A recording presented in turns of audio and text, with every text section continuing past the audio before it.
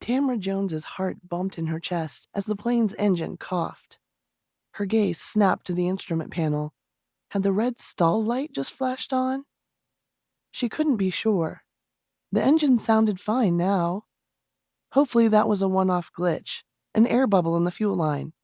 She'd conducted the best pre-flight check that she could, but the PA 2535 Pawnee B had sat in storage for several months.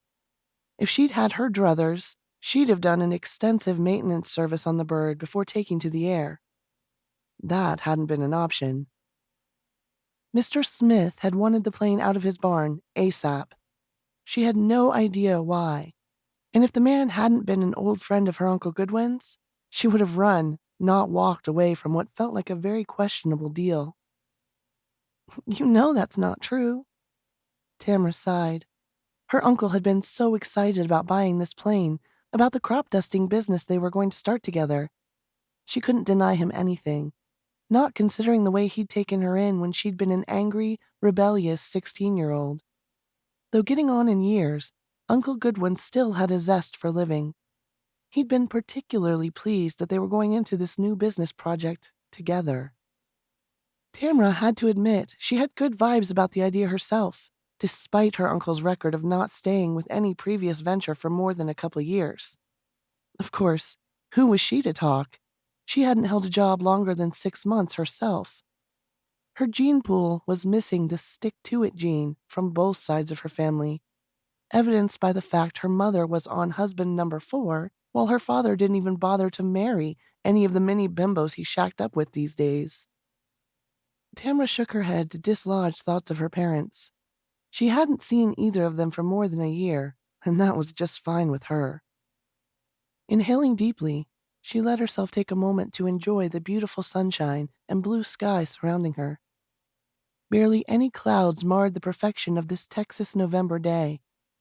According to that morning's weather report, the temperature would hit the high 60s by afternoon, with no sign of rain on the horizon. It was a perfect day for flying. The engine coughed again, and Tamra's stomach clenched. That one was worse than the first one, giving the plane and her a good jolt in the process. She flicked her glance down at her watch. She'd taken off from just west of Abilene over an hour ago on her way to her home outside of San Marcos, a trip of just over 200 miles.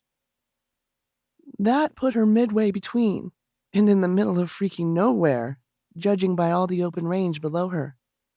Brow furrowed, she scanned the instrument panel. Nothing indicated any problem, so...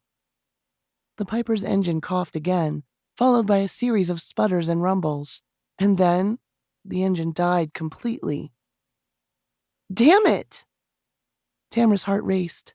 The red stall light sure as hell was shining now. Great, just great. She'd hoped to sneak this plane home under the radar because Uncle Goodwin didn't have all the paperwork for the deal yet.